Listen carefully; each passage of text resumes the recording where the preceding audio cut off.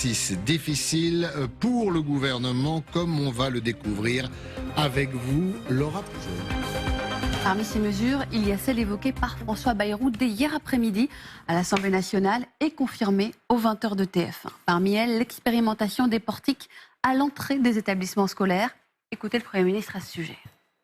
Je suis favorable à ce que, en tout cas dans les établissements dans lesquels il y a du désordre, on expérimente les portiques comme ceux qu'on a dans les aéroports.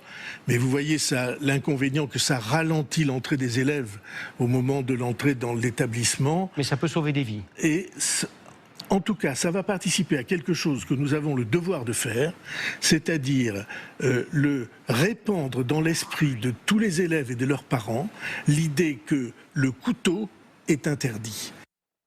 Dans certaines régions françaises, des tourniquets de sécurité avec badge ont été mis en place, regardez, comme ici dans le Nord, à Lille.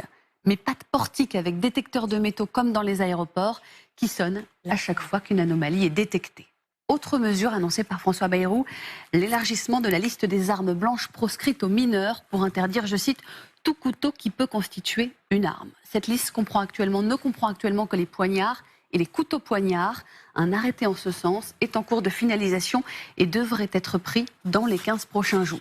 Le Premier ministre veut également que soit davantage contrôlé l'âge de tous les acheteurs, notamment sur Internet, en demandant une signature par un adulte à la réception du colis.